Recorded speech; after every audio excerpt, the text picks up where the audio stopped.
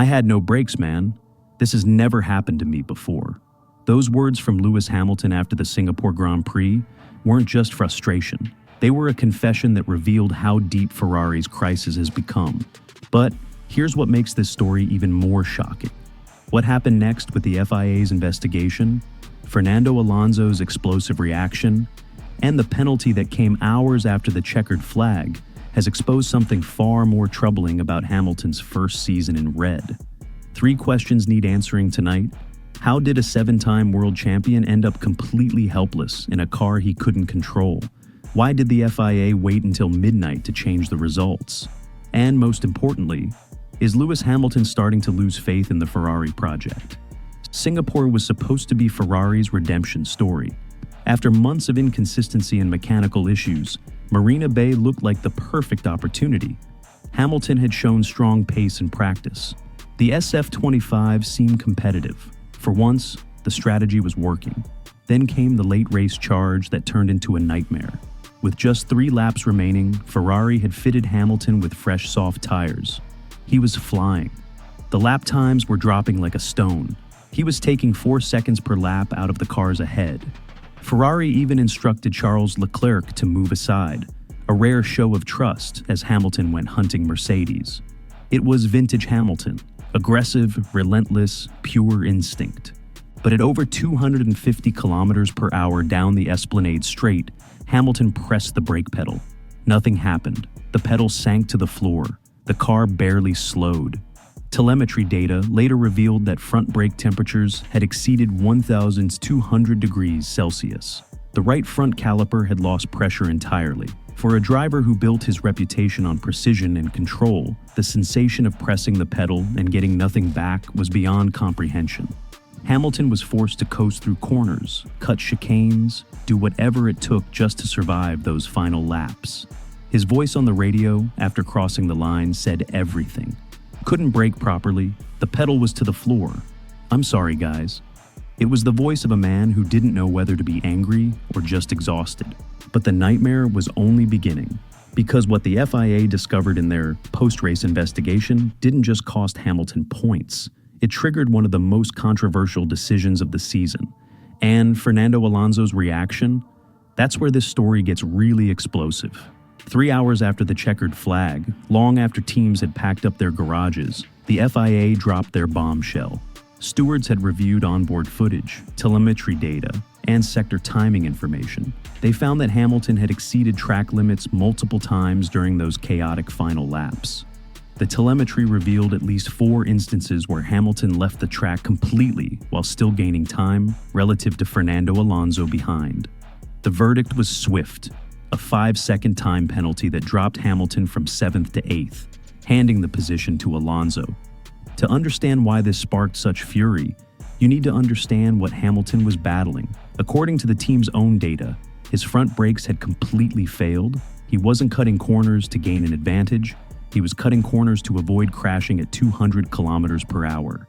But the FIA's position was clear. Mechanical issues do not excuse track limit violations. According to Formula One's strict driving standards, no driver is permitted to leave the track and gain a lasting advantage, regardless of circumstances. Fernando Alonso's response was immediate and explosive. Over the radio, his fury was unmistakable. "How can you drive without brakes? It's dangerous." He crossed the line less than half a second behind Hamilton. "He cut corners and still finished ahead of me. If that's allowed, what are we even doing here?" After the race, Alonso took it even further, demanding Hamilton's disqualification. "They tried to disqualify me once for a missing mirror," he told reporters. "And now, someone drives around without brakes and nothing happens. There must be one rule for everyone." The Spanish driver's outrage split the paddock. Some agreed the FIA were too lenient. Others argued the penalty was fair, given Hamilton's condition. The timing of this penalty reveals something crucial about Formula One's ongoing struggle with fairness and consistency. But it also exposes a deeper problem at Ferrari that goes beyond one race. And the pattern emerging is becoming impossible to ignore. Inside Ferrari, the mood was devastated. Team principal Fred Vasseur tried to stay diplomatic, calling the situation unfortunate and promising an internal investigation. Behind the scenes, however, engineers were scrambling to understand how a front brake could reach over 1,200 degrees Celsius before failure. Early analysis pointed to a cooling issue, something Ferrari had been battling since Baku.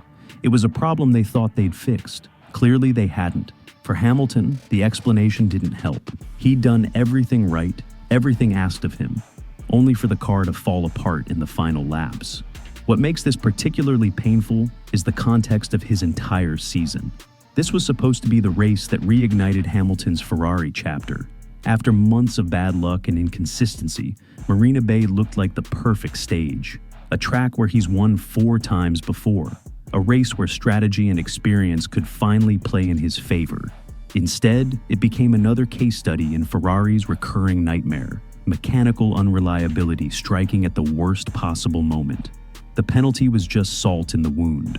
What could have been a story of resilience, a driver surviving chaos to bring home points, got twisted into yet another tale of Ferrari's collapse. The tifosi erupted online. Some defended Hamilton, calling him a victim of cruel luck and FIA rigidity. Others turned their frustration toward Ferrari's engineering department, demanding accountability for the constant mechanical failures. But the bigger question isn't technical, it's emotional. How many more of these weekends can Hamilton endure? Because there's one detail from Singapore that reveals just how close Hamilton is to his breaking point. And it's not what he said on the radio. It's what he said when comparing Ferrari to his old team. Throughout the Singapore weekend, Hamilton's frustration had been building.